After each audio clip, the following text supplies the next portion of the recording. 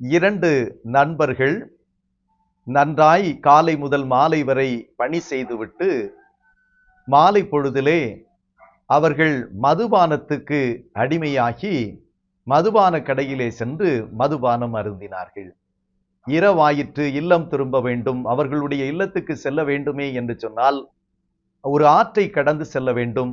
அந்த நீர்த்தேக்கத்தை கடந்து செல்லுவதற்காக அங்கே நீர்த்தேக்கத்திலே கட்டியிருந்த படகிலே ஏறினார்கள். ஏறி அந்த இரவு வேளையிலே தங்களுடைய கரங்களிலே இருந்த துடுப்பினாலே துளாவி துளாவி அவர்கள் தங்களுடைய பயணத்தை தொடர்ந்து கொண்டிருந்தார்கள். அதிகாலை ஆன பின்பும் அவர்கள் மறுகரைக்கு வந்து சேர இயலவில்லை. கடினத்தோடு அதிகாலை வேளையிலே திரும்பி பார்க்கிறார்கள். அப்பொழுதுதான் அவர்கள் கண்ணுற்றார்கள், அந்த படகு கரையிலே இருந்த மரத்திலே கட்டப்பட்டிருந்தது. பிரியமானவர்களே, வேதத்திலே அழகாய் ஒரு வசனம் ஒன்று உண்டு. திராட்சரசம் பரியாசம் செய்யும், மதுபானம் அமளி பண்ணும், அதனால் மயங்குகிற ஒருவனும் ஞானவான் அல்ல.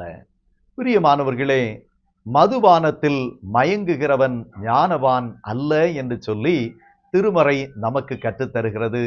இந்த நாட்களிலே நமக்கு முன்பதாக அநேக போதைப் பொருட்கள் நடமாடிக்கொண்டிருக்கிறது.